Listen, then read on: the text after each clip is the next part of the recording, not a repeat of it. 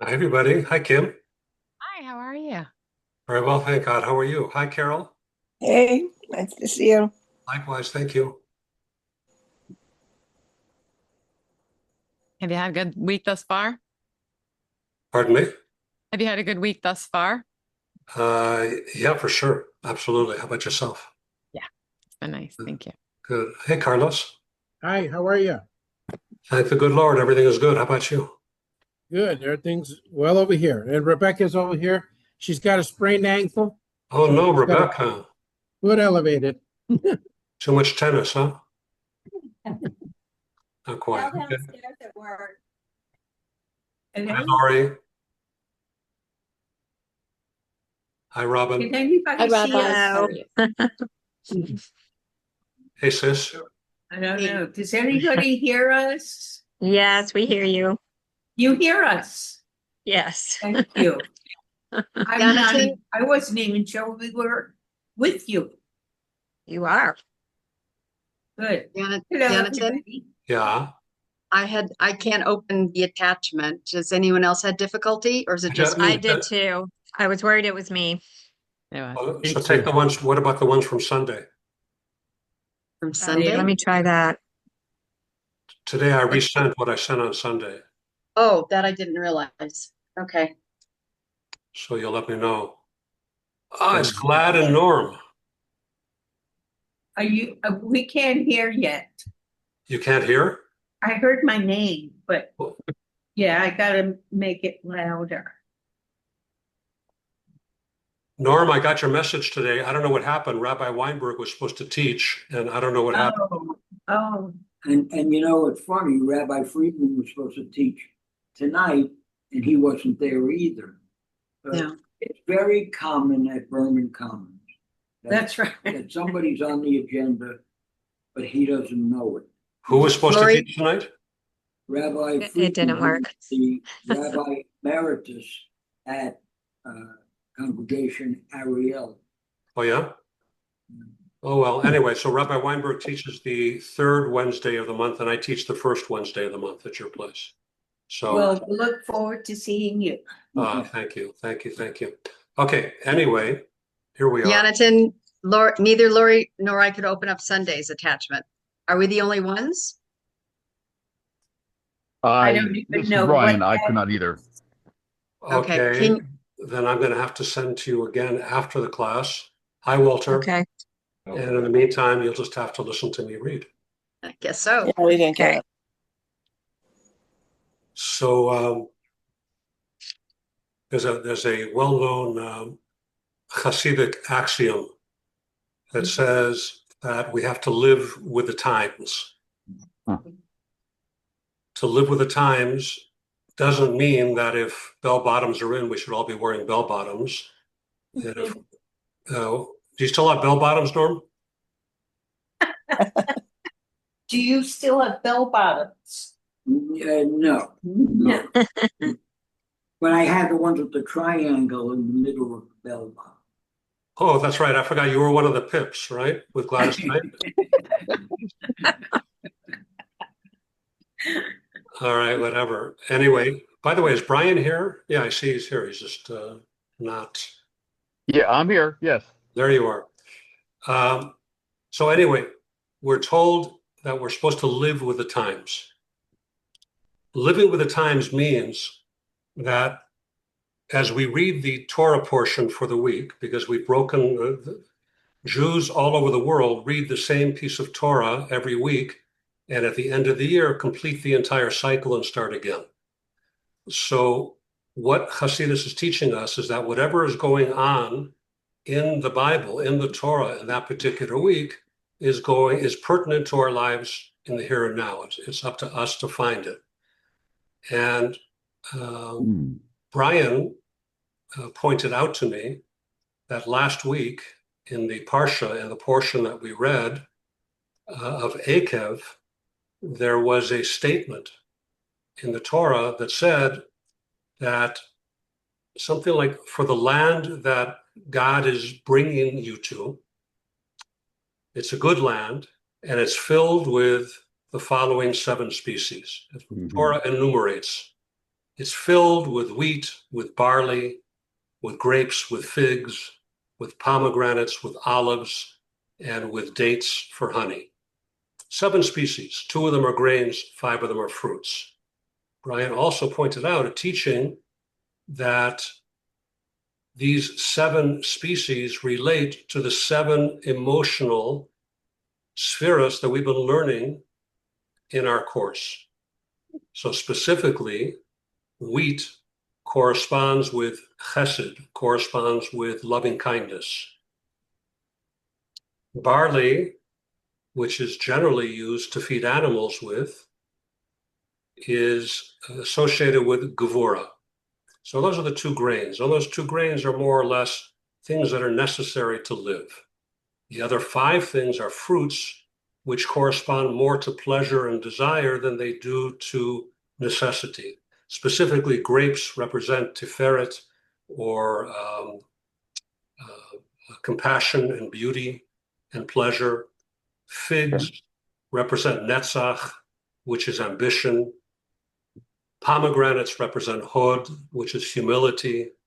Olives represent yesod, which we learned last week, which is foundation.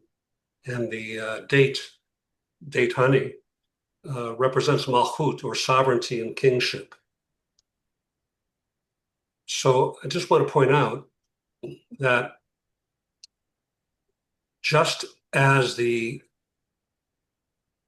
divine blessings flow through the land of Israel, certainly when the Holy Temple stood, the Holy of Holies was the vortex that God communicated to the world through.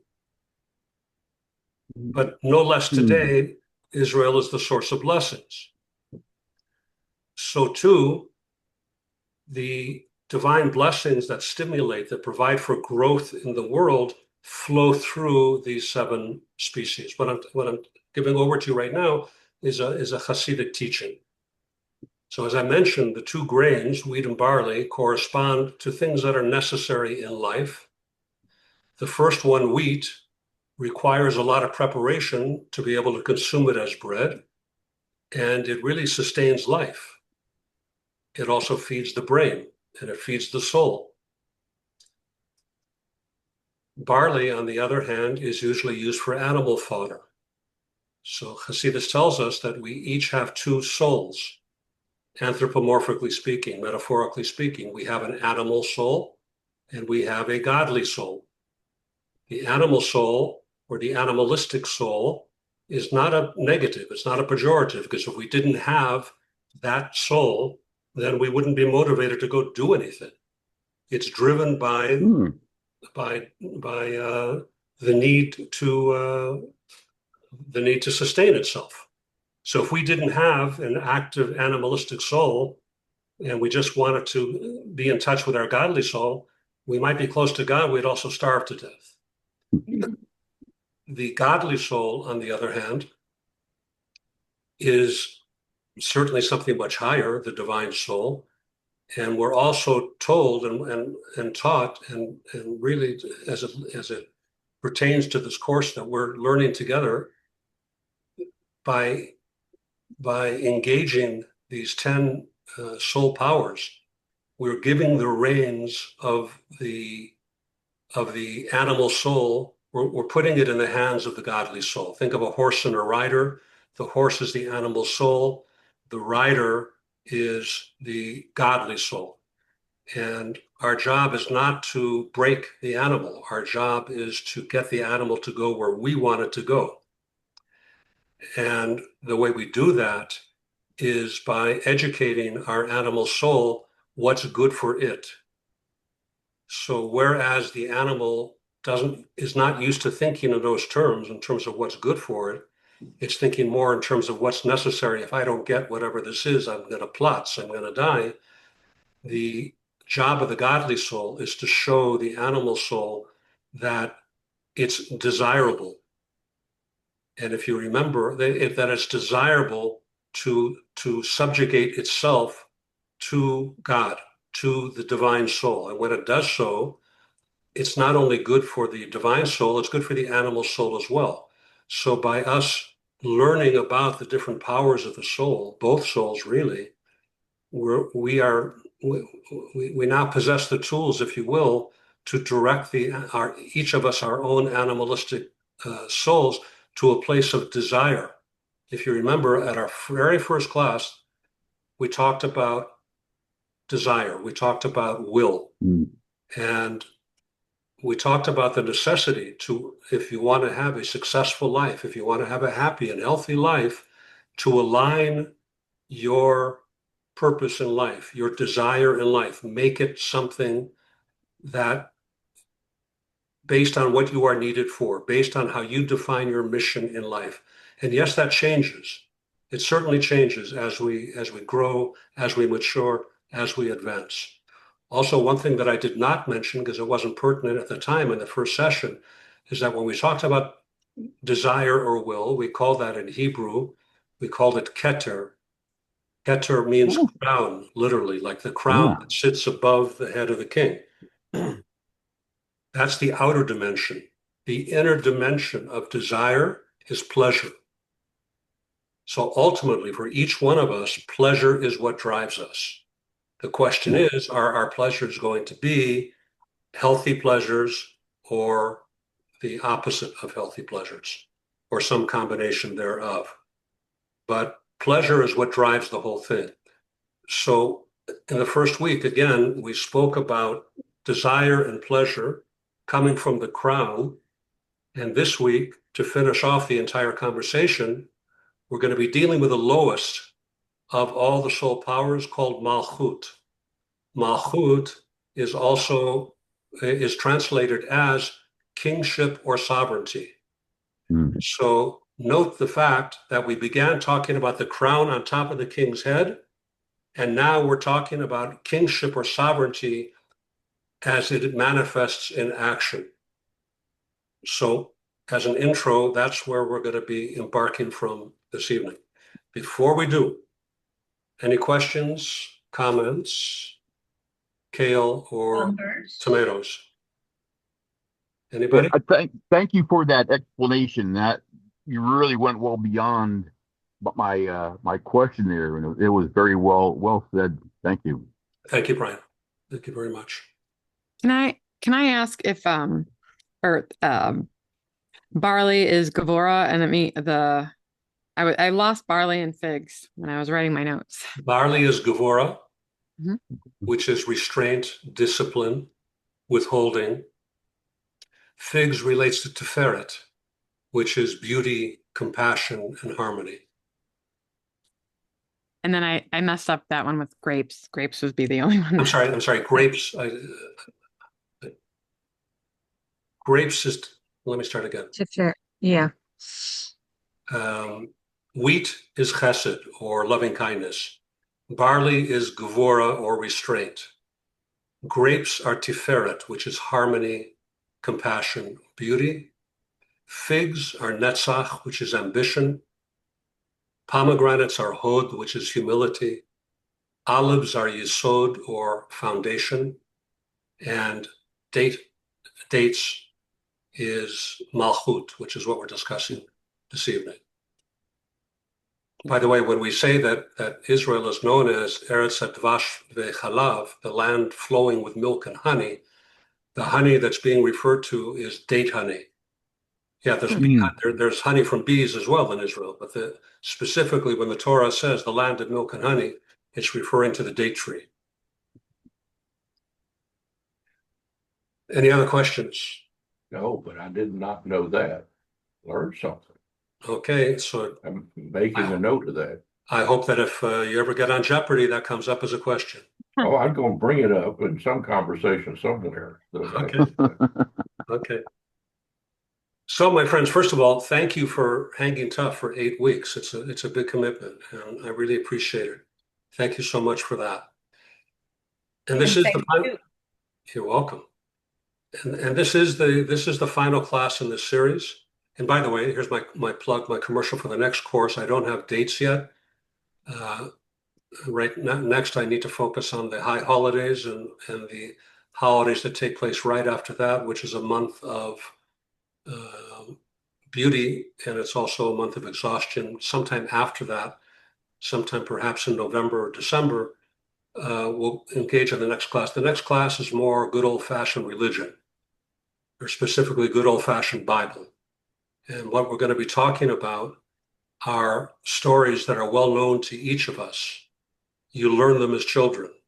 Whether you're Jewish or Christian, you learned all this stuff in Sunday school. Things like Adam and Eve and the apple, Noah and the ark, et cetera, et cetera. The problem is the way we learn them as children kind of stays stuck in our brain. So we look at these things as like Grimm's fairy tales. It's like, okay, it's a very nice story, but that's as far as it goes. But just like we're talking about soul in this conversation that we're having, the Torah also has a soul. So if you look at the story itself as the body, there's a soul that's missing for most people. It's certainly missing for the most part from Christianity, for the most part, not exclusively, because the soul of the Torah was taken out of the Torah by the early church, by the Roman Catholic Church. And what was left was the body. What was left was the 5 books, the prophets, and the writings, and just the superficial meaning. So what we're going to be adding back to the formula and to your understanding is the soul of the Torah. Now, the Torah is written on many different levels. There's 4 main different levels that the Torah is written in. The first is called Pshat, P-S-H-A-T, if you spell it phonetically. And that is the simple meaning of the words. And when I say simple meaning of the words, just because I said simple doesn't mean it's simple. And just because I'm telling you that there are layers or levels of Torah much deeper than the simple level does not in any way negate the veracity, the truth of the simple level. Because as we find out, as we dig through all these levels, we find out that while seemingly some of them don't line up, in fact, they seem as though they're at odds with each other. By the time we get to the deepest level, we see that everything is reconciled. So the next level of Torah after Pshat is called Remez, R-E-M-E-Z. Remez means the hidden aspects that you find through hints, H-I-N-T-S, within the Torah. And there's a strict formula for how you interpret those hints. It's not a matter of a bunch of rabbis getting together and saying, well, let's plug this in, let's plug that in. There were strict rules given to Moses from God at Sinai in terms of how to interpret. After that level called Remez is called Drush, which is the homiletical aspect of the Torah. And if we go still deeper, we have something called Sod. And Sod, the word Yesod, from what we learned last week, is the infinitive of the word Sod. Sod means foundation. It's the inner esoteric meaning of what's really going on. So what we're going to attempt to do in the next course is apply the deeper meanings to the simple understanding of the Torah. And what we find is everything is going to take on meaning like you've never experienced before. So again, it's going to be Bible-based, and I know that a lot of you are like looking forward to that. Not that there isn't value in what we're doing right now, but what we're doing right now is not religious, if you will. Anyway, that was my plug for the next class. Okay, so this is the And what was Drush, Rabbi? I didn't get Drush. I got everything else. Drush is the homiletical Okay, way of interpreting the Torah, thank you. like through homilies. Thank you. I think it was Churchill who said that this is during the Blitzkrieg, and he had to rally the troops. He said, this is not the beginning of the end, this is the end of the beginning. So tonight, we're talking about not the end of the course, but really the end of the beginning. And hopefully, like a good novel or like a good movie, the ending tonight will tie everything together for us. Or maybe it won't, but I'm hoping it will. So everything that we did until now was a discussion of either intellect or emotions. Tonight, Malchut, we're entering a different category, and that is a category of action. And as we've discussed before, this world that we live in, from all the different worlds above the world that we live in, this world is called the world of action. The deed is what it's all about. We're here to do. We're here to be doers. And the power that's within the attribute, the soul power of Malchut, is the power that we have to actually actualize and create and do. Everything we've learned is great, but we have to put it into action. So in a cosmic sense, you could say that Malchut is the soul power that actualizes creation. Okay, that sounds very nice.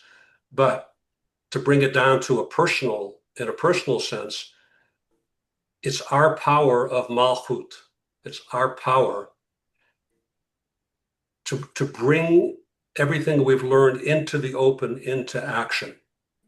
For example, one could have concrete, brilliant ideas, flashes of wisdom that come to an individual. We learned early on that that's called Chachma, a flash of wisdom. But without utilizing that flash, without taking it and grounding it and bringing it down through the whole maze of all the things we've been discussing and bringing it down to Malchut, which we're learning tonight, it's just going to be another great idea for a cocktail party that you can discuss. That's about it. Do they still have cocktail parties? Do people still do that? I don't know, whatever. Don't call it that. So while the other 9 sphirot, the other 9 soul powers that we've been dealing with are, as I said, intellectual and emotional faculties, what we're learning tonight, the Malchut, represents our ability to express and utilize those powers. Now, in terms of translation, Malchut means royalty or kingship, which seems odd. How does it fit?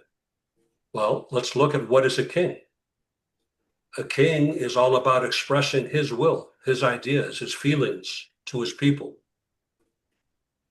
Someone who keeps everything inside is a private person, but a king is a public person.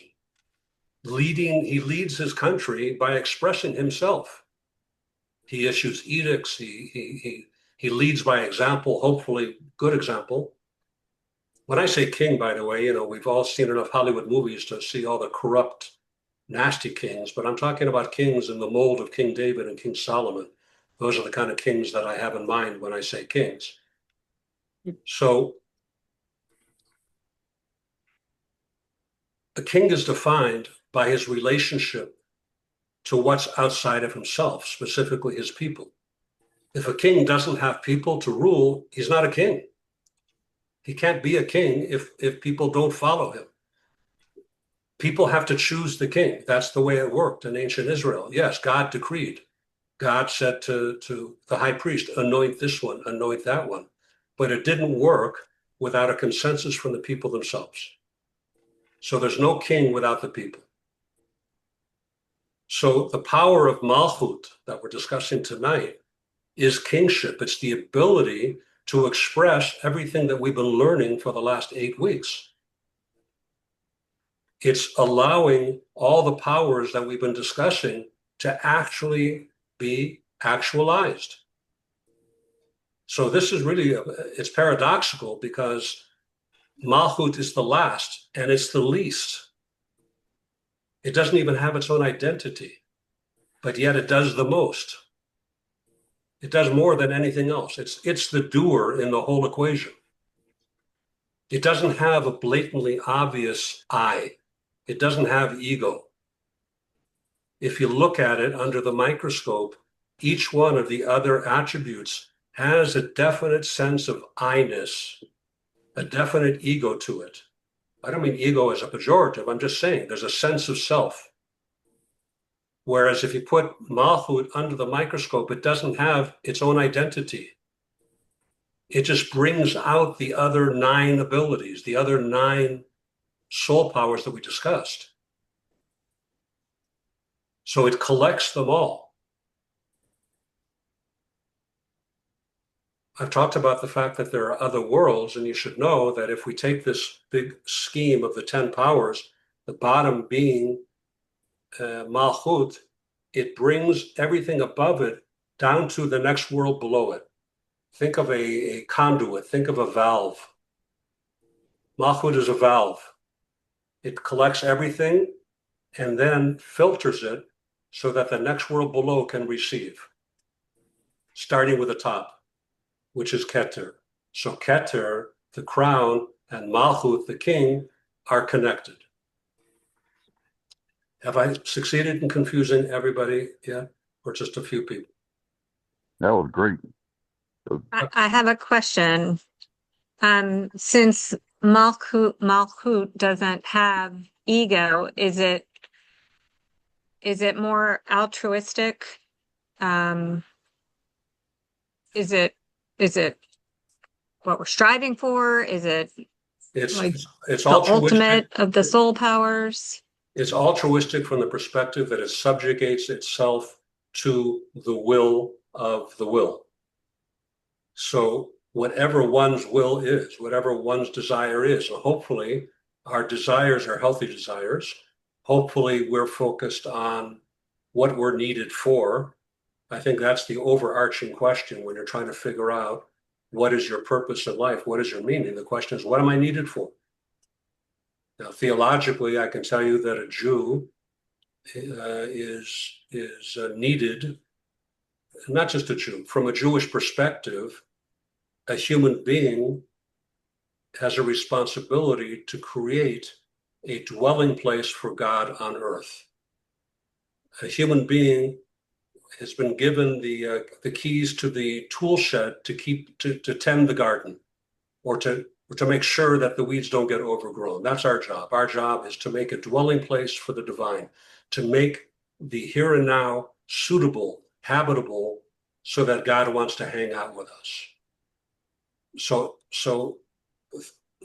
optimally, I don't know that I can say optimally. I can say from a Jewish perspective, if one has a why, if one has a purpose connected with something very high, something divine, first of all, it's a recipe for happiness and success. And second of all, to get back to your question, Lori, Malchut connects directly with that. Malchut is, okay, here are the marching orders. Now, how do I take all these different soul powers and use them in a way to actually get it done? Now we're not talking in abstract, we're not talking esoterica, we're talking about tachlis, here and now. How do I drive this home? What is my next action going to be? Is that action congruent with what I say the purpose of my life is? And if it's not, do I really want to be doing this? I'm not even talking about bad stuff. I'm talking about the realm of, yeah, this is possible. There's nothing wrong with it. Does it get me closer to my goal or not? Did I answer your question, Lori? You gave me a lot to think about. I don't know if it's a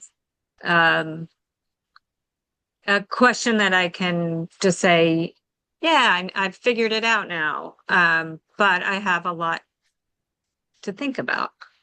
I mean, what I heard you say is Malchut is the will of the will, meaning, like, the way I interpret it, that is the will of, I guess, the will of God, but it's also the will of what you're needed for. Precisely. It's like the Nike commercial, just do it.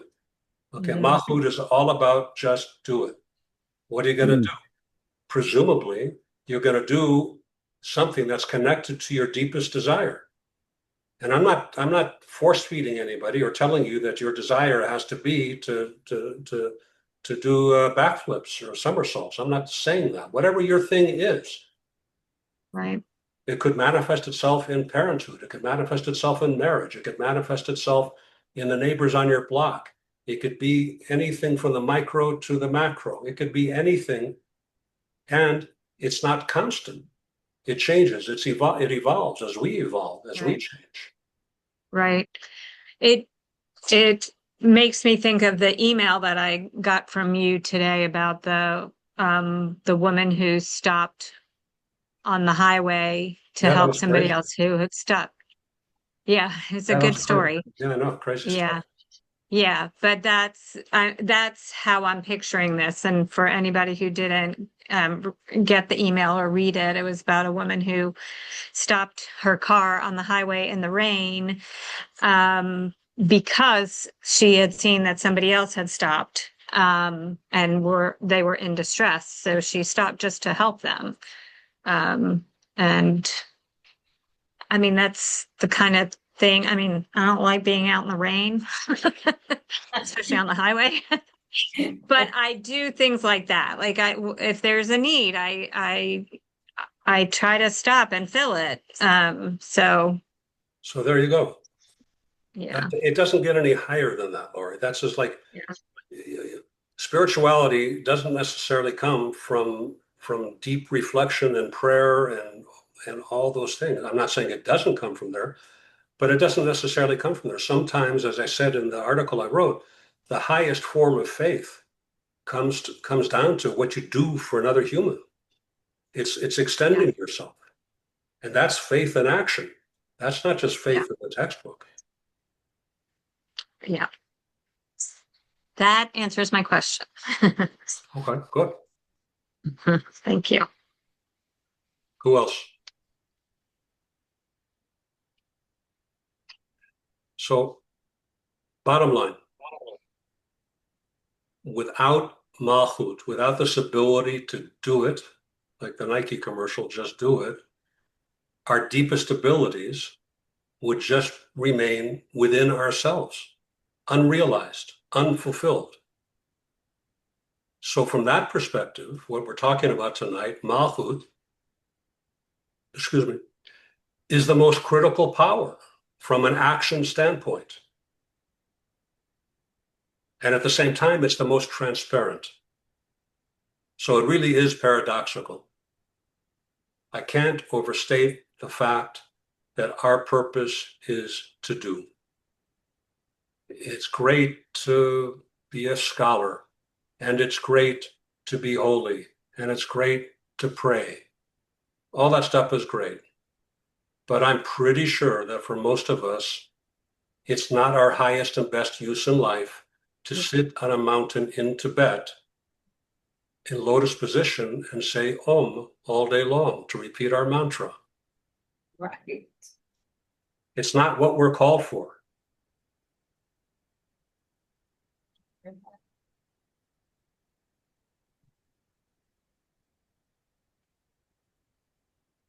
We read in the Zohar,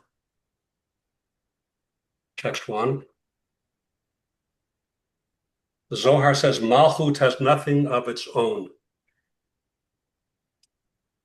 It's ownerless, it's egoless. Its purpose is to express that which lies beyond itself. Sorry for the redundancy, but there's nothing more important than this that we're talking about right now. Because if it doesn't come down to the world of action, then we might as well just hang out in the Himalayas, which maybe that's good for some people, not for me.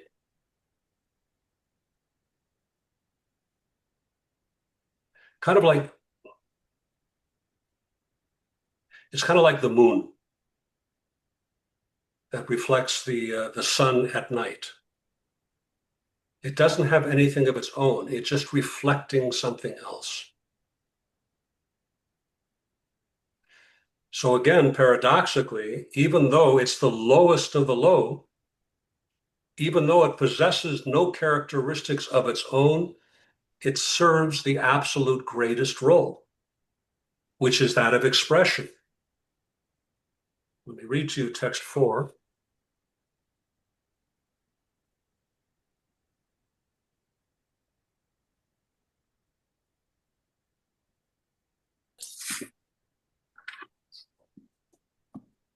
Psalm 118, verse 22. The stone that was scorned by the builders has become the foundation stone. The stone, what we're referring to here is Malchut. Even though it's nothing from the perspective of everything above it, it's the absolute foundation for everything. Because the only way for everything above it to express itself is through Malchut. Obviously, we can all have great dreams, and we all do, I'm sure, especially when we're younger, have brilliant dreams.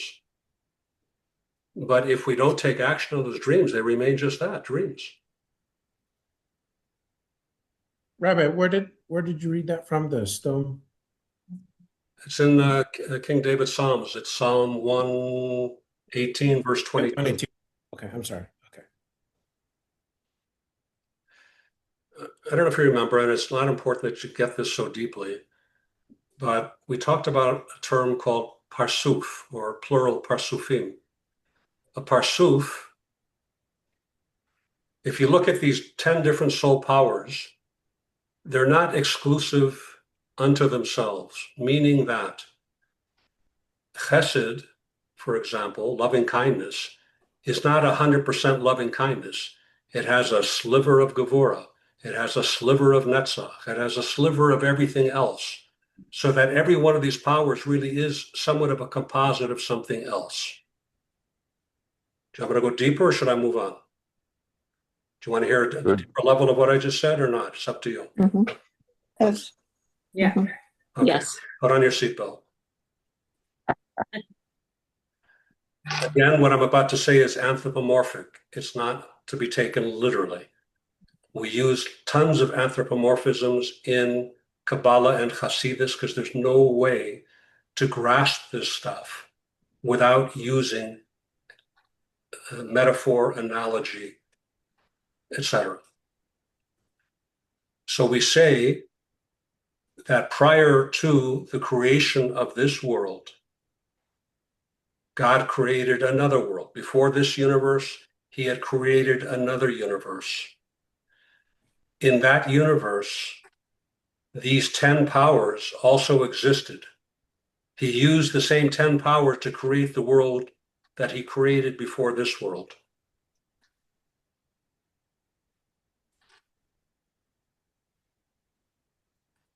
The difference between that world and this world is that world, we say, had very, very, very strong lights and very, very, very weak vessels. Lights and vessels. What is he talking about? The light is godly energy. The vessel is what receives and holds on to that godly energy, that godly light. The lights themselves, the light itself is pure, untainted, colorless. But the vessels, the containers, are of different colors. Again, I'm speaking anthropomorphically. So picture, I don't know if this holds true for the non-Jews, but most of the Jews had grandparents who had this ugly, ugly crystal collection of red and blue and green wine glasses. So you pour something, Robin's smiling, she knows exactly what I'm talking about. You pour a liquid, and depending upon the color of the glass, it would look like whatever that color was. So in the world where the lights were very, very strong and the vessels were very, very weak, everything blew up, kind of like turning a fire hose on and holding a piece of baccarat goblet next to it. It'll just shatter the thing. That's what happened. So what does that mean? It means that you had chesed, you had loving kindness, you had gevura, but they didn't intermingle. It was all about love, or it was all about restraint, and there was no ability to harmonize with each other. As a result, the lights were too strong, the vessels were too weak, the entire thing blew up. The entire universe blew up. Now, the way I'm describing it makes it sound as though God made a mistake, that he was in a laboratory mixing things together and the whole thing blew in his face. Obviously, that's not possible with God. What he did when he created the world before our world is he took all the divinity, all the holiness in the world, and when it's shattered, it's called in Hebrew shvirat hakelim, the shattering of the vessels. All of that settled in to the world that we live in now. The difference between the world we live in now and the world that he created before this world is that in this world, the lights are greatly diminished. The lights are weak, but the vessels are strong, which means that he restricted his divinity so that this world would only receive as much as it could take. And the vessels were strong enough to withstand. So the vessels in this world contain a little bit of everything. So instead of Chesed and Gevurah being mutually exclusive, they all combined. They create harmony and synthesis. So getting back to our conversation, all of the soul powers we've been discussing, every one of them contains an element of every other soul power. If we look at the Rebbe says that the primary function of Malchut, which we're discussing tonight, its function is revelation. The whole purpose of this attribute of Malchut, of kingship, is revelation. In addition, the aspect of Malchut of each of the Sfirot, the little piece of Malchut that's in each of the 10, is the capacity of that Sphira to become revealed. So, in English, within Chesed, within Gevurah, within the intellect, within all these things, there's a piece of Malchut, which means that whatever it is that's above is revealed here in this final Sphira. Did I go too far? I feel like I'm blowing my own mind. Are we good? Are we good? Yeah. Yeah, information is deep, but I can understand some of it. I'm worried about you. I'm definitely worried about you. So each one of our abilities can remain unfulfilled. But Malchut is the power to turn whatever our potential is into reality. Questions, comments? This makes me think of whether I don't know the Bodhi tree or the tree of life or the I'm trying to think what tree, but as is above, so is below, or that kind of phrase. I don't. That's can't amazing. remember. That's amazing Jungian. that you just said that. Yeah. Go on. I don't know if it's Jungian or just the Bodhi tree, the tree of life. There's so many that kind of point to the same, I don't know, that connect with me in its own way. Sometimes my ability to take all the facts and blend, put them out, or the stories or information just as is above, so is below. So you just hit it on the head, Kim. You made it a very important statement, and that is, and we say this in Kabbalah, that the end is rooted in the beginning, and the beginning is rooted in the end. And that's why, again, using the Hasidic terminology, the Kabbalistic terminology, we have the crown on top, and we have the actual act of being a king, of royalty on the bottom. So they completely connect with one another. Anyone else before we move on?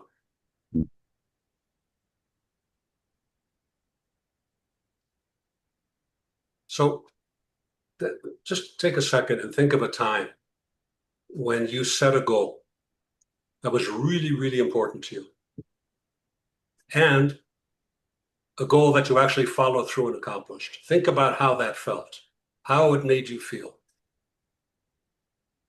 Now think of a time when you set a goal and you didn't follow through. It wasn't obviously that important to you. Or maybe you thought it was really important, but you didn't follow through. How did that make you feel? Obviously, completely differently. When we actualize our abilities, when we actually go from theoretical to actual, when we turn the conversation, the platitudes, into actually doing, it's an amazing feeling. Not only do we have a sense of fulfillment in that specific area that we're working on, but we experience a much broader sense of fulfillment. When you set a goal and you accomplish that goal, it isn't just checking it off the list. Oh, I did that. It's not about that. It's about you. You feel fantastic about yourself.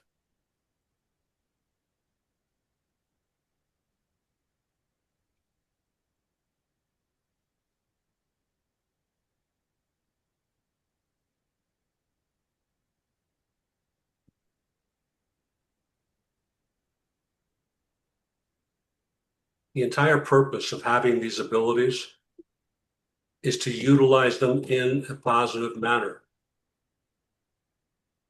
When we utilize these things in a positive way, we fulfill the purpose for which these powers were given to us in the first place.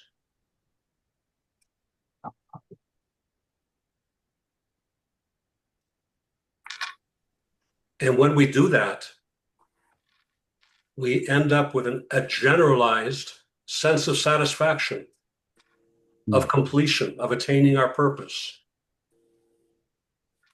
You can have a goal to build a house. You can buy all the material. You can get all the permits and have the plans approved. But if you stop before you actually complete the project, you obviously haven't accomplished your goal.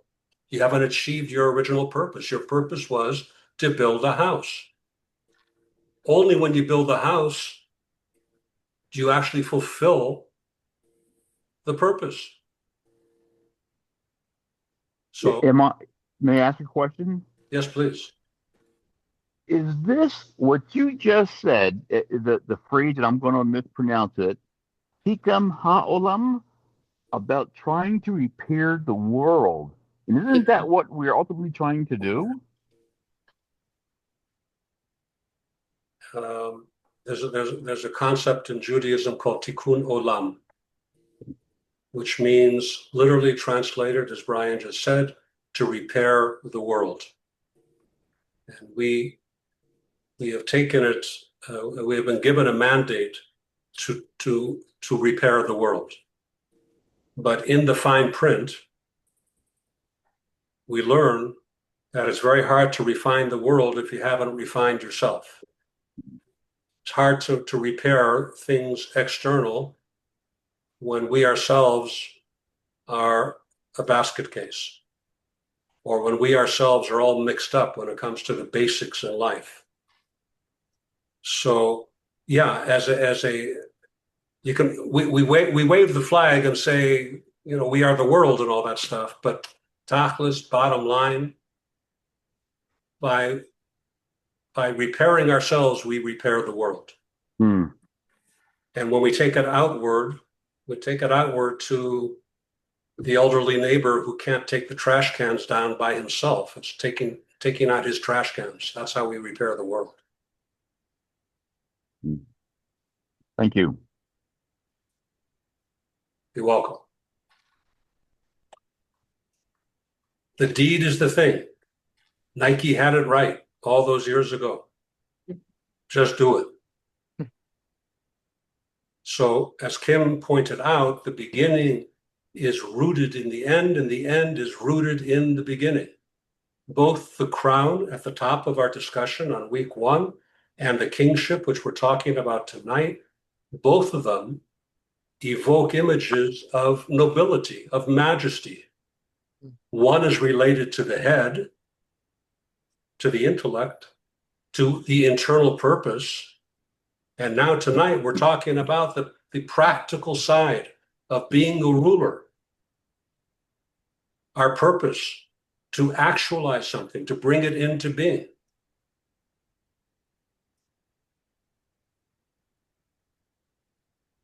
What we're aspiring for, you and I, is to actually utilize the God-given gifts that we have been given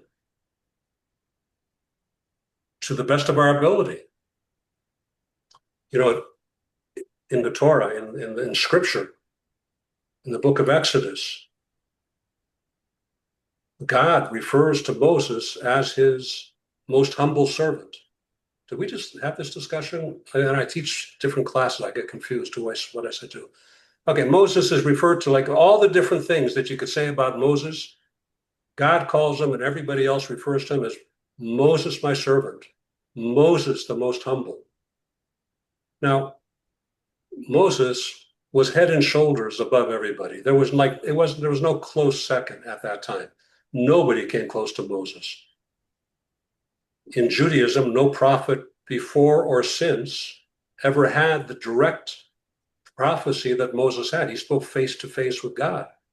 Other prophets had different forms of prophecy. Nothing came close to that kind of direct communication. He was a great leader.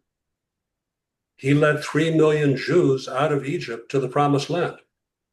No small feat. After all, we're Jewish. Not easy to lead 3 million, not, they said, you know the joke, whether you're Jewish or Gentile, 2 Jews, 3 opinions. That didn't come out of nowhere. It's true. Moses had that. Somehow he made it work.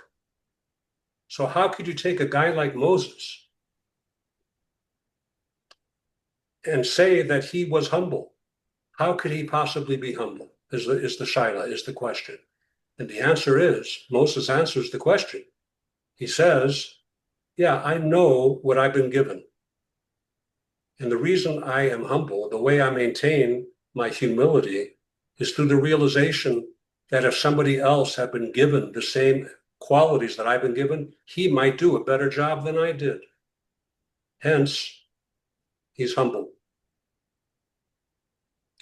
But he knows where it came from.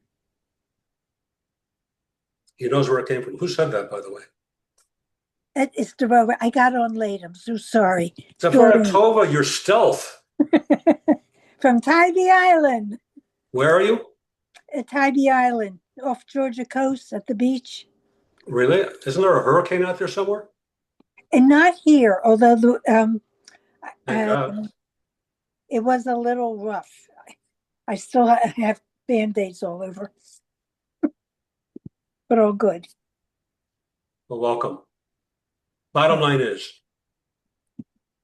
if you got talent, if America's got talent, but don't use it, you might be gifted, but you're nowhere close to being spiritually refined. So again, sorry to sound like a drill sergeant, but the deed is the thing. Questions? Another application for Malchut is speech. We talked about kingship and royalty.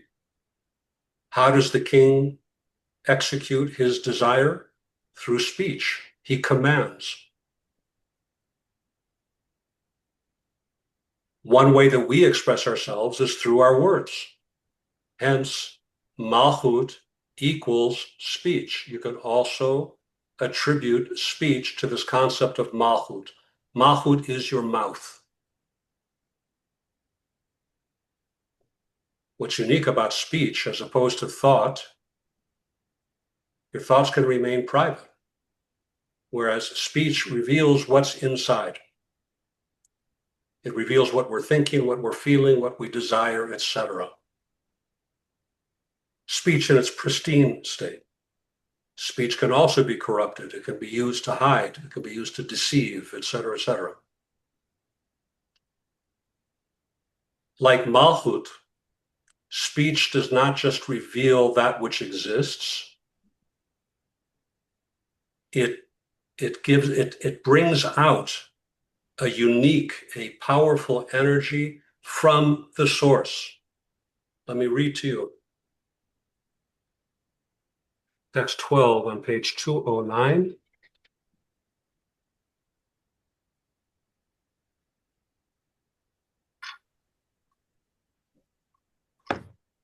This is from the Tzemach Tzedek, who was the fourth Lubavitcher Rebbe in the line of 7 rabbis. He was the fourth one. I'm sorry, he was the third one. I'm reading to you from his commentary on the Zohar. He said, Rabbi Hanina said, many things I learned from my teachers. I learned even more from my friends. But from my students, I learned more than all the others. This is because, says the Rebbe, this is because the teachings he received from his teachers were not yet clarified and lacked depth as yet. But when he presented the words to his students, he reached the depth of the wisdom inherent in them. And the same is true of the emotional qualities represented by the 6 Sfirot, from Chesed down to Yesod, which we covered last week, which are aroused through expressing them in the words of prayer. In other words, speech has the ability to reveal deeper levels within the intellect. I can tell you in my own little way that when I give over in a class like this, I have tons of aha moments as I'm talking to you and listening to you that I don't have when I'm preparing, that I don't have when I'm learning from rabbis that are greater than me. I'm actually internalizing it more when I'm speaking it out. Make sense? Yeah. So speech allows one to reach the depth of wisdom in a practical way. Because the malchut, the end, the end of the road, reaches the top. We had this elaborate thing, boom, it looked like a pinball machine, right? These 10 powers, boom, boom, boom, boom, right? Mm-hmm. Now we're at the bottom. And we don't have to go boom, boom, boom all the way back up to the top. We do like an end run, and all of a sudden we're already back at the top. We don't have to jump through hoops to get there. So we can reach the depth of wisdom in a practical way. Because Malchut touches Keter directly. The end is rooted in the beginning, and the beginning is rooted in the end. Let's listen to the 5th Lubavitcher Rebbe, Rabbi Shalom Dov Ber Schneerson. By the way, from all that, there's 7 Rebbeim, and we learned them a lot. We spent a lot of time studying these big rabbis, and they were all prolific writers. And like you can spend your whole life just learning what they said, but we can't because we have a lot of other things to learn too. Nonetheless, he was very prolific, and he was also, from all the 7, if you get to know the 7 different Rebbeim of this set, he was definitely the most psychological. He was actually a contemporary of Freud, and they had an association. They had some kind of friendship or association with each other, and it comes through in his writings. Let me just read to you what he said on this subject. He said, every intellectual idea appears in measured and limited form. But when it takes the form of speech, we see clearly that the idea expands immensely with many details and ramifications, far surpassing its prior state in thought. So whatever you're thinking takes on a whole lot more life and a whole lot more depth and breadth as you speak it, as compared to when you were just thinking it. Similarly, when a person verbalizes an idea, he discovers several new insights that shed additional light upon the depth of the concept, which do not occur to him in the thought stage. Similarly, The emotions are aroused to a far greater extent through speech. When one speaks words of love, which means that the speech is being acted upon by the soul's attribute of love, we see that speaking intensifies that love. The same is true, God forbid, of severity and anger. Speech fuels the passion of anger and rage immensely. And that's why Reshet Chachma advises silence as an antidote to anger, since speech increases the passion of anger immensely. The reason for all this is the lofty nature of speech in its source, which transcends even the source and origin of the intellect, because it stems from the inner dimension of the crown. You get what we're talking about here? Do you see what we're talking about? This is mind-blowing stuff. Yeah. But to me, that correlates a lot with, I can't help but think of a couple different sayings, Fred Rogers, Mr. Rogers, like this name it, if we can name it, we can, well, that was Dan Siegel, name it to tame it. That is, Fred Rogers was what is mentionable is manageable. And this shows up in different ways. And I feel like some of this, in the way that I interpret, is saying that too, on many different points, as you just shared. And just even in listening to, when someone hears themselves talking, it's not what I'm doing. I'm not really doing.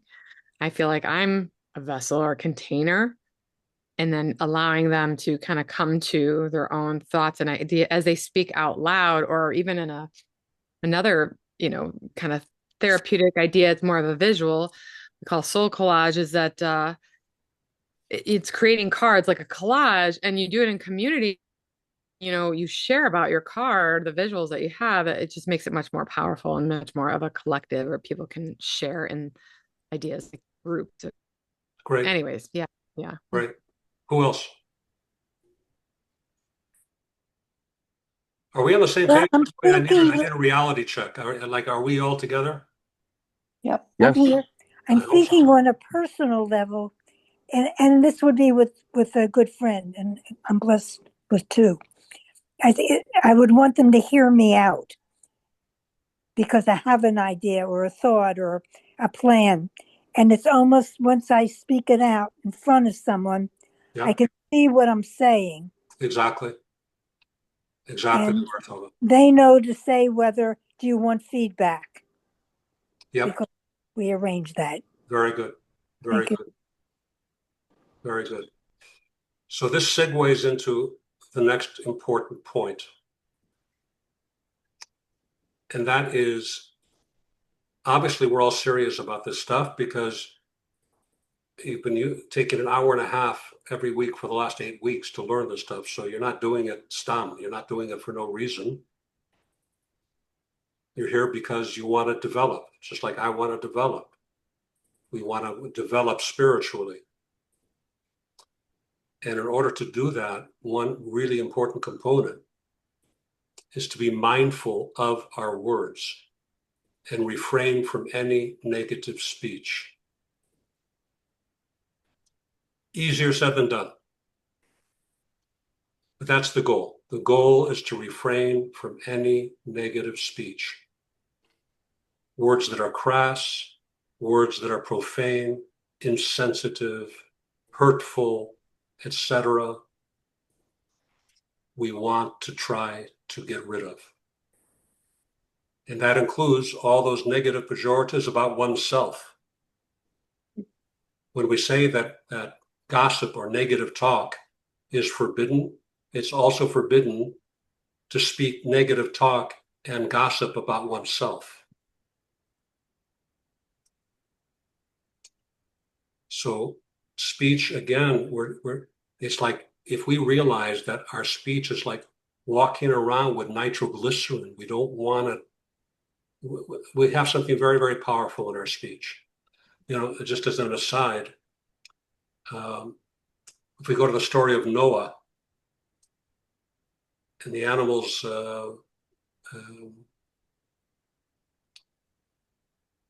when the animals came onto the ark, I'm just trying to remember the lashon, I'm trying to remember the words. It says, Asher lo teharahi, when referring to animals that were not kosher, which from a kosher standpoint are dirty animals, God does not refer to them by simply saying they're tame, by simply saying they're dirty. He uses extra words. He says, asher lo tihehi. He uses 4 words, which means the animals that are the opposite of pure. Now, the Torah is very concise. There's no extra word, there's no extra letter, there's no extra anything in the entire Torah. Wouldn't you think that God would use the one word that really describes what we're talking about, which is something dirty, as opposed to saying the opposite of clean? That shows you to the great sensitivity that we must develop in terms of the language that we use. That made sense in my head. I hope what I said made sense in yours. It says in the Talmud, Masechta Pesachim, it says scripture spoke in a roundabout way and added extra letters rather than make a disparaging remark.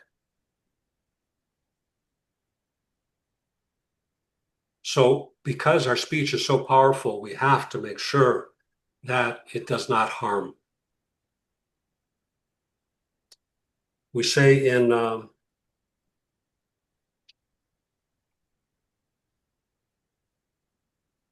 Maimonides says, whoever gossips about his fellow transgresses a prohibition of the Torah.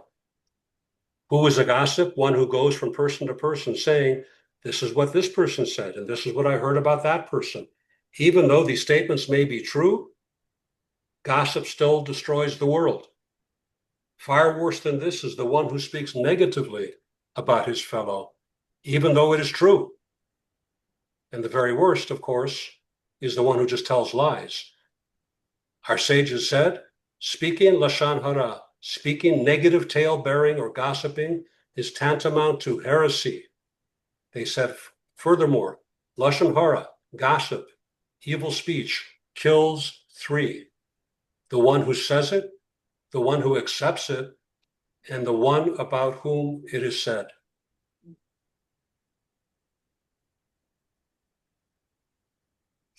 Finally, I just want to quote from the Rebbe, who says, speech is unique in that it brings that which is hidden in thought into revelation.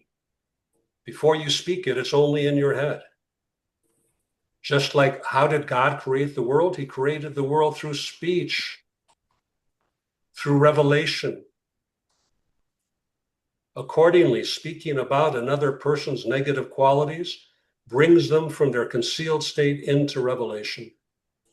Conversely, had he not spoken, that person's negative qualities would have remained latent and would not have been brought into the open. Pretty powerful stuff, huh? So our words create realities. And that's why, God forbid, we should know from such things. But to have lived with parents or spouses that are abusive verbally is often destructively self-fulfilling, because it causes the victim to feel shame, to feel guilt, to feel fear, and brings on low self-esteem and shyness, isolation, and depression. The opposite, speaking positively about another, praising another, has the opposite effect, lifting a person higher.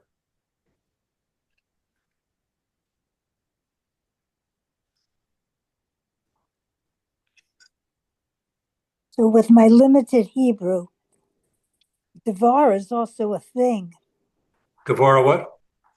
A word. A devar is a thing, not just a word. It's a thing. Are you saying Gevora is a thing, not just a word? Is that what you said? What's the Hebrew for word? Devar, devarim. Yes, words. And what's the Hebrew for a thing? Also devar. That's what I said. Wow. Okay, good. The word for word and the word for thing in Hebrew are the same word, devar. Hmm. 2 points for devar tova. Thank you. I'll be quiet now. No, I don't no. want to lose it. Let's listen to what the Rebbe has to say on this. If speaking about another's negative qualities has a negative effect on them, how much more so when one praises the good qualities in another person? Does it have a positive effect on the person being spoken about? It strengthens him. It helps him in his mission in life. When one makes an effort to see the good in another person and speak about his positive qualities and find things to praise him about, and the Rebbe says in parentheses, obviously without the intention to flatter, you're not doing this insincerely, close parentheses. This itself brings out that person's innate goodness in a more revealed way, with positive effects on that person fulfilling his or her duties in the world. Those of you in helping fields like Kim can attest to the fact that children that are raised in that kind of positive environment do better in life than those that are put down all the time. So the question for you, for us, excuse me, how can we, from this moment forward, bring out positive qualities through our power of speech? That's an ongoing question for all of us. Questions, comments, cucumbers? I won't belabor the point or impose on you, but our New Testament book of James speaks very relevantly to that point, though. What he calls the taming of the tongue, and how significantly difficult it is, but how significantly important it is. Without that, I think you often say truth is truth, no matter where it comes from. Yep. But there's a great deal of correlation between James and our New Testament with what you say here about the tongue. I'm happy to hear that. Thank you for that, Walter. So that's speech. But there's something else, and that's action, getting back to action. Because ultimately, Malchut is about action, taking the potential and realizing it, both in a personal sense and realizing one's own soul powers. I'm sorry, in a personal way, as well as in a cosmic way. I find this very curious. In the book of Bereshit, in the book of Genesis, chapter 2, verse 3. Tell me what's weird about this sentence. For on the seventh day, God rested from all his work, which God created to do. What's weird about that sentence? I'll read it again. For on the seventh day, God rested from all his work, which God created to do. What's weird about that sentence? Who else would have created the work? Okay. The created to do is, for example, you created a tree Stretch.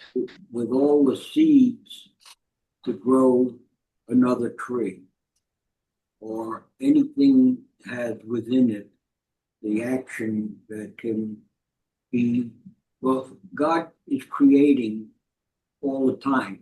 He didn't say in the beginning he created. He said in the beginning of God creating.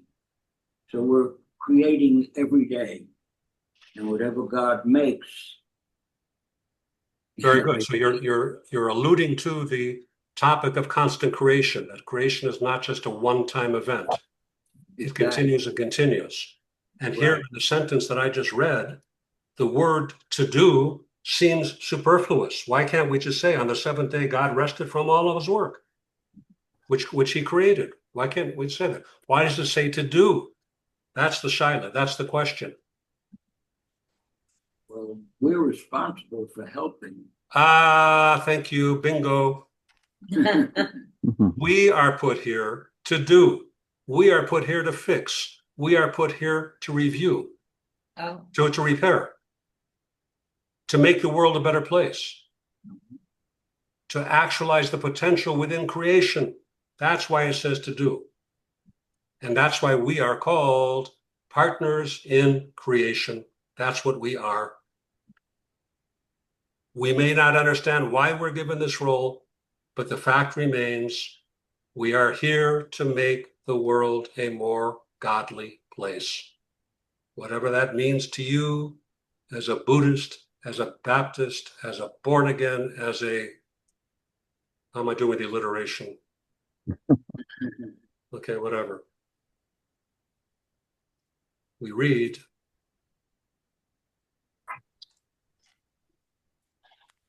from the Rebbe, the purpose of creation is to make a dwelling place for God in this world, as we discussed, which is achieved primarily through action in and with the physical world.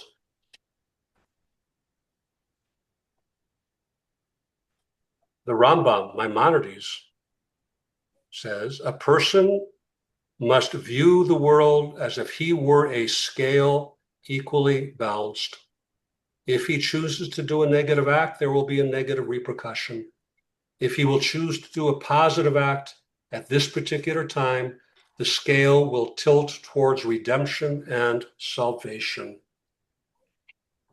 That's the way we are commanded in Judaism to approach our lives, to visualize a scale and know that our next action is going to tip it one way or the other.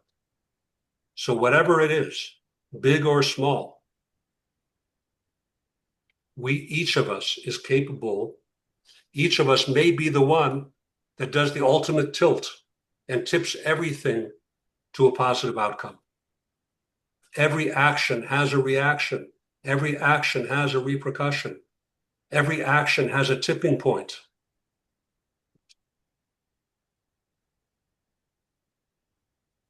Where did I put my glasses? Oh. Maimonides goes on to say, just as the wisdom of a wise person is recognizable in his intellectual pursuits, so too should it be recognizable in his actions, the way he eats, and so forth. In other words, it's the small stuff that makes up our lives. It's how we eat mindfully. It's the blessing we make. It's the intention that we have in every small action in life. There's a story about Aristotle. His students came unannounced one day and they caught Aristotle in a very unbecoming position with a young boy. Oh. And when they busted Aristotle on it, they said, "You're Aristotle, the greatest thinker in the world. How could you do such a thing?" And his answer was, there are times when even Aristotle cannot be Aristotle. Oh, great. That's what it means to be mindless, as great as Aristotle was. More recently,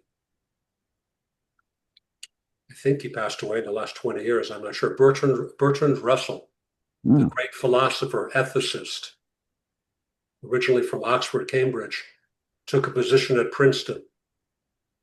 And while at Princeton, he engaged in an extramarital affair with another faculty member's wife.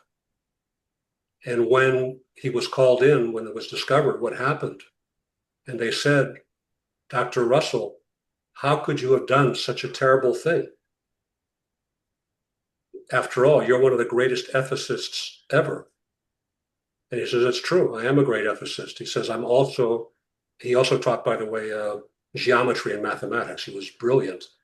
He says, "I'm also a brilliant geometrist, mathematician. But just because I'm brilliant doesn't make a brilliant math teacher doesn't make me a triangle." That was the way he answered. In other words, a total disconnect. A total disconnect.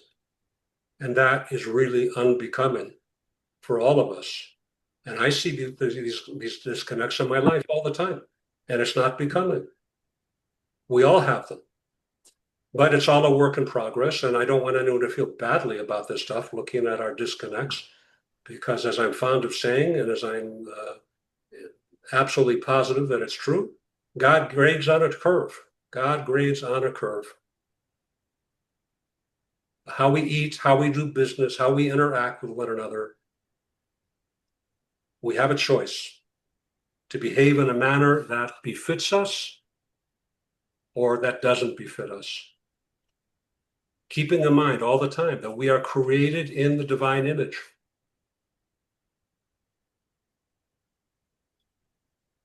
That's the question, I guess. The question is to be mindful. Am I created in the divine image or am I not? Because the only way to justify what's not becoming is in the I'm not. But it's not so simple. It says in Hasidic, and we'll finish on this point. How can it be that good people, which all of us are, can do really boneheaded things sometimes? How does that happen? According to Hasidus,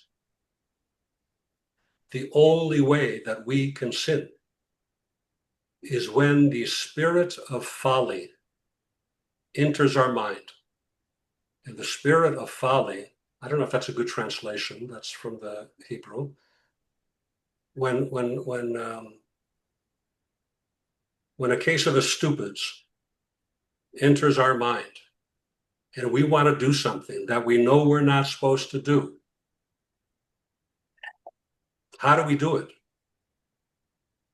If you analyze it, you'll discover that the way we do it is by convincing ourselves that even though this is not what I'm supposed to do, I know that I can do it and get away with it. I know that all is going to be good for me, even though I just made God maybe a little angry.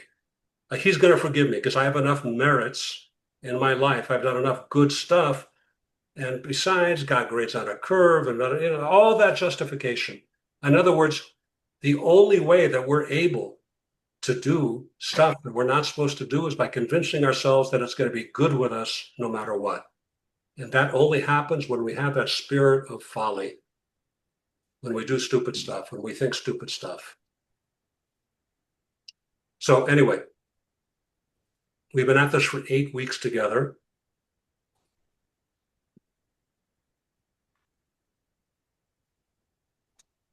I guess the question, and I think I know the answer is yes, but are we more mindful of who we are? Are we more mindful of who we could be? And are we motivated to become better, to become more refined? And I know the answer is yes. Yes. So that's all I got. That's it. Your turn. Well, it makes me want to cry when I heard that's the first time, you emailed me. And when I heard God graves on a curve, if I think about it now too, it just makes me want to cry. I don't know, that just never, yeah, it was just very touching. Well, it probably flies in the face of doctrines other than Judaism. So I don't mean to offend any sensibilities, non-Jewish sensibilities. But anyway, this is not a class on theology, so I'm just offering the Jonathanisms, and you can take them or reject them. That's up to you. What else, guys? Any idea? Thank you. That's it. Going to have another subject so we can get together again? Yeah, sure. Are you going to remind us from time to time? Am I going to remind you? Or me? If you remind me, I'll remind you. Okay. Yeah, listen, again, this is a work in process for all of us. But remember, we all, just so you take your car in to get service, they put that little sticker on the upper left-hand interior windshield. Yeah. Right? 5,000 miles, bring the car in. Same thing here. We all get schmutzed up. We all need to flush the radiator. We all need that. Not me. Why, you still under warranty, Norm? I got a wife that makes That's sure. right. Oh, I see. Interesting. All right. So, Jonathan, much like Kim comes up with these wonderful little sayings, I'm just wondering, is Mahout really kind of like walk the talk in a sense? Yeah. Perfect. Perfect. Okay. Thank you. So we have these 10 soul powers that we've been discussing ad nauseum for 8 weeks. None of them are that accessible. They're hard to access. But outside of the soul, we have holy garments. Each one of us has 3 holy garments: thought, speech, and action. We definitely, everybody, has the ability to control our actions. We cannot act out. The woman who was the rageaholic who went to the Rebbe and said, I can't stop, I'm a yeller, I can't stop yelling at my husband. And he gave her special water that he said was holy water. He said, put a little bit on your tongue, and whatever you do, don't swallow. And she went home to have a fight with her husband, and she put the water on her tongue, and she avoided the fight because she couldn't swallow. She couldn't talk. Exactly, because she couldn't talk. So we can definitely control our actions. Next step up from there is trying to control our speech, which is achievable for all of us, though certainly not as easy as controlling our action. And finally, controlling our thoughts. And the whole subject of neuroplasticity, I think it's called, deals with this issue. I remember, I forgot the name of the book. It was one of the first out on that subject. I thought it was fascinating. And the author talked about the fact that we each have a trap door in the back of our head, and it's wide open for most people. And it doesn't have to be. At the very least, put a screen door there and filter what goes into the back of your head. We don't have to walk around with these disabling thoughts. That's So- where mindfulness comes in. Pardon me? The mindfulness comes in. Mindfulness. Yeah, that's it. Mindfulness. Being aware, being present here and now, and then reorienting, which is Yeah, exactly. So thought, speech, and action. And these are things that we can all become good at. Anyone else? One that does it for me, and it became my mantra, is seek peace and pursue it. So when I'm about to get angry, I remind myself to seek peace. And boy, does that make the world brighter and happier for me. Glad. I mean, Yes. I've known Norm pretty well for some time now. I've never seen him get angry. I have. Well, I hope so. You're his Definitely. wife. And this does work. I have seen him become a very happy person. And I owe it all to me, I think. She scared Who me. else? Who else?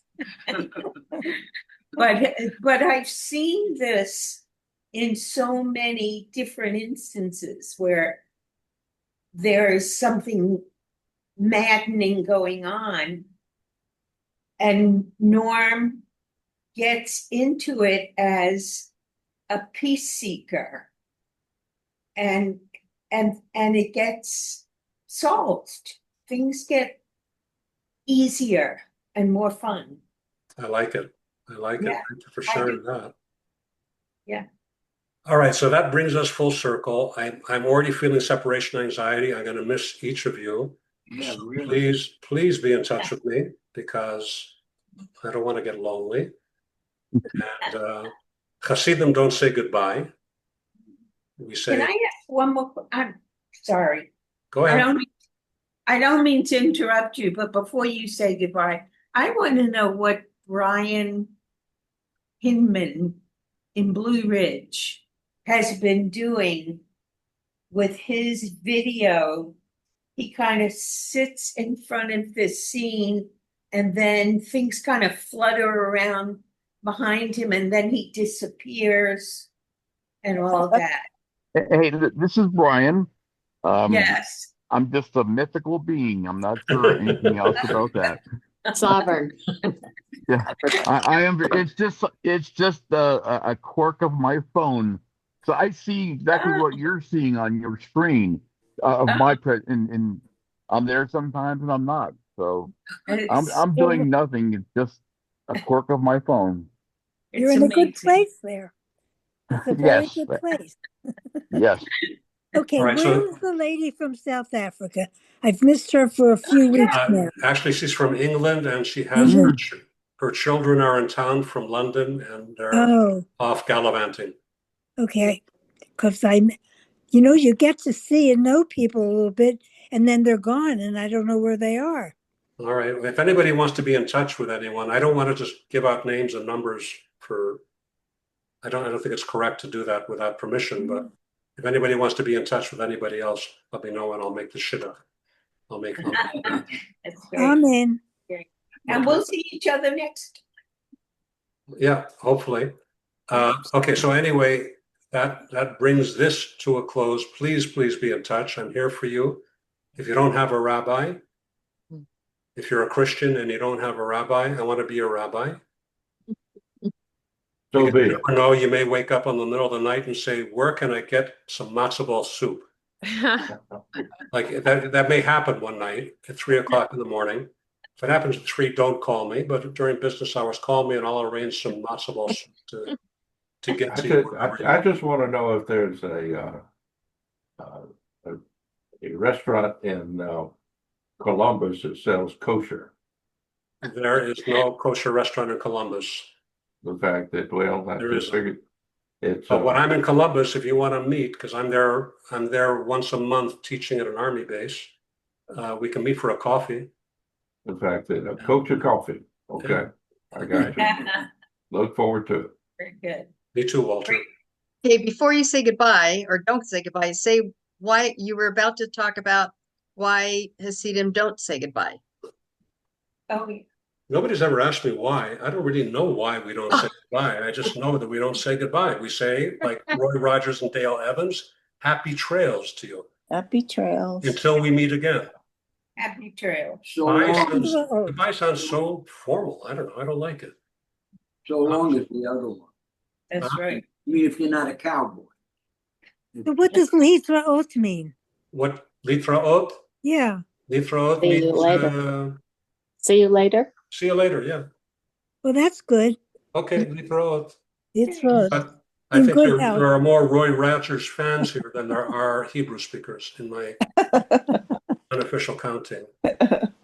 So anyway, guys, thank you very much. It's really been a blast for me. I really love this, and I Thank you. get to know each and every one of you. And stay tuned for the next class. Thank you, Rabbi. All right. Thank you, Rabbi. Thank you so much. Thank you, everybody. God bless you. Bye, everybody. Thank you all. Yeah. Thank you. Forward. Bye bye Good bye night. bye bye. Bye-bye. Lila Tov. Yeah,